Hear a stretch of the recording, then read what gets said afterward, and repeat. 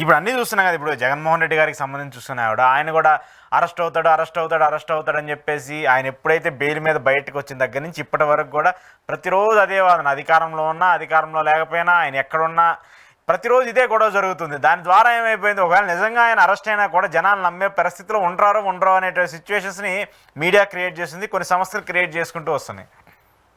అంటే ఎట్లా ఉంటుందంటే అశోక్ గారు, బేసిక్గా కొన్ని మీడియా సమస్యలు రోజు ఇప్పుడు చెప్పాను కదా, మిథున్ రెడ్డి గారికి బిగ్ షాక్, ఆయనకి బిగ్ రిలీఫ్ వస్తే షాక్ ఏంటి అంటే వార్తకి క్వైట్ ఆపోజిట్. అవును అవును. నేను గుర్తుంటే మీకు, నాకు ఒక ఉదాహరణ ఏంటంటే, చంద్రబాబు నాయుడు గారిని అరెస్ట్ చేసినారు. చంద్రబాబు నాయుడు గారిని ఆ రోజు ఉదయం అరెస్ట్ చేశారు నంద్యాల. అక్కడ నంద్యాల ఎర్లీ మార్నింగ్ నిద్రపోతున్నాను. నాకు యుఎస్ నుంచి తెలుగుదేశం పార్టీని అభిమానించి ఒక మిత్రుడు కాల్ చేసినాడు. వాళ్ళు ఆ 2-3 ఛానల్ చూస్తారు కదా ఫస్ట్, వాళ్ళ అభిమానులు తప్పు కూడా కాదు, చూసి వాళ్ళు చంద్రబాబుని అరెస్ట్ చేస్తున్నారంట అనే చర్చ ఆ మీడియాలో వస్తా ఉంది. నాకు ఫోన్ చేసి, సార్ చంద్రబాబు నాయుడు గారిని ఏదో అరెస్ట్ చేస్తున్నారంట, నిజమేనా అన్నాడు. నేను అప్పుడే నిద్రలేసిన. వాళ్ళకి మార్నింగ్ అంటే వాళ్ళకి నేను అప్పుడే నిద్రలేస్తే ఏదైనా టీవీ పెట్టి చూస్తే మళ్ళీ ఊరిలో కనుక్కుని నిజమే అన్నా. ఏబీ నేను మీ ఛానల్లోనే వస్తుంది కదా అన్నా. అంటే మీకు అనుకూలంగా ఉన్న ఛానల్ వస్తుంది అంటే కదా, ఏమో సార్ నమ్మలేకపోతున్నాం అన్నాడు. అంటే మన ఛానల్ మనమే నమ్మలేకపోతాం, రోజు చెప్పి పెద్ద ఎక్స్పీరియన్స్. అట్లా రేపు జగన్మోహన్ రెడ్డి గారికి సంబంధించినంత వరకు పదే వాళ్ళ కోరికని వార్తగా రాసేస్తున్నారు. కోరికలు ఎప్పుడు వార్తలు కాకూడదు, కోరికలుగానే ఉండాలి. కానీ ఇప్పుడు జగన్మోహన్ రెడ్డి ఏమైపోతుంది, నేనేమంటానంటే అశోక్ గారు, జగన్మోహన్ రెడ్డి గారు మద్యం కేసులో అరెస్ట్ అవుతాడా కాదా అనేది ఆ వ్యవస్థలు చూసుకుంటాయి, దాన్ని పక్కన పెట్టద్దాం కాసేపు. ఏమైపోతుంది జగన్మోహన్ రెడ్డిని అరెస్ట్ చేస్తే?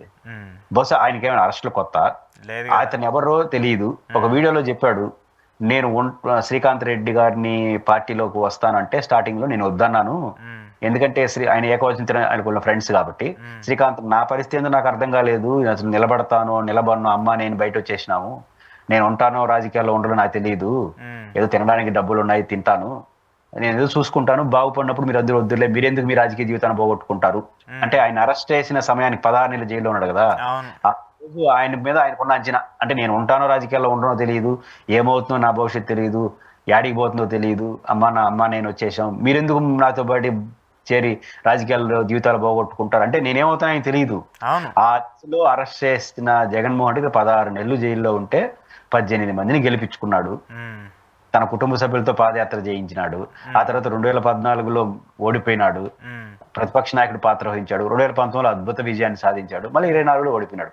అంటే తన భవిష్యత్తు ఏంటో తెలియదు, తనేమవుతాడో తెలియదు, తనంటే అభిమానించి వచ్చే వాళ్ళను కూడా నమ్మకం లేదు. ఉండండి అయ్యా బాబు నాతో పాటు అని చెప్పేదానికి కూడా నమ్మకం లేని రోజుల్లోనే జగన్ అరెస్ట్ చేస్తే భయపడని జగన్ ఇంత ఎస్టాబ్లిష్ అయిపోయి తనేంటో తను ప్రూవ్ చేసుకునేసి ప్రతిపక్ష నాయకుడు అయిపోయి ముఖ్యమంత్రి అయిపోయి రేపు ఎన్నికలు జరిగినా వాళ్ళ మీద కోపం వస్తే గెలిచే పర్సనాలిటీగా జగన్ ఎదిగిపోయిన తర్వాత ఇప్పుడు భయపడతాడా?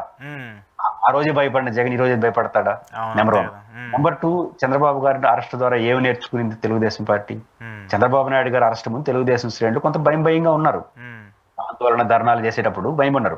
ఒక్కసారి చంద్రబాబు నాయుడు గారు అరెస్ట్ చేసిన తర్వాత ఇంతకు మించి ఏమవుతుంది?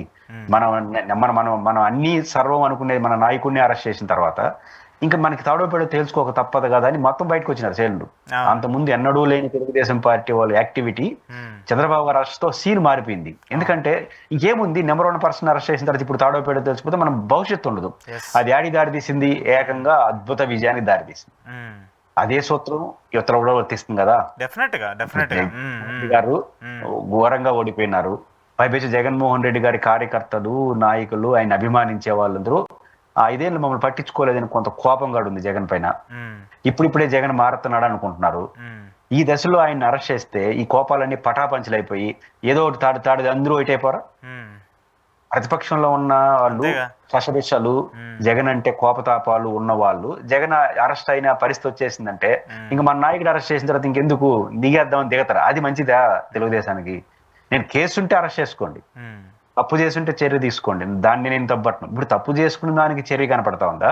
కనపడినోడిని ఎవడన్నా అరెస్ట్ కానీ ఆయన అంతే నేరుగా జగన్మోహన్ గారి పేరు చెప్పినాడు, అదిగో పోలీసులు తాడేపల్లికి పోతున్నారు, అరెస్ట్ చేసేస్తున్నారు. ఎవడన్నా కానీ గత 10 నెలలకు ఇదే పని.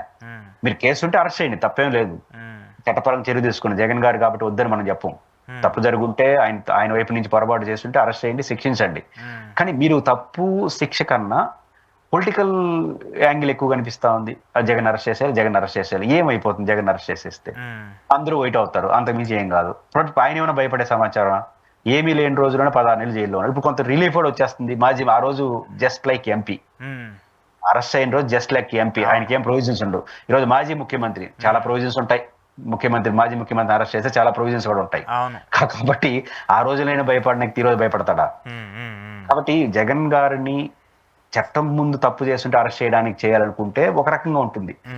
మమ్మల్ని అరెస్ట్ చేశారు కాబట్టి మేము కూడా అరెస్ట్ చేస్తాము, అరెస్ట్ చేయడం ద్వారా ఏదో సాధిస్తాం అనుకుంటే ఏదో అయిపోతుంది. కాబట్టి జగన్మోహన్ రెడ్డి అరెస్ట్ చుట్టూ జరుగుతున్న ఈ వాతావరణం తెలుగుదేశానికి ఒక దశ దాటిన తర్వాత నష్టం వస్తుంది. మీరు అన్నట్టు ఇది ఒక ఫ్యాషన్ గా మారిపోతే పొలిటికల్ గా మూల్యాన్ని చెల్లించుకుంటారు. Okay okay okay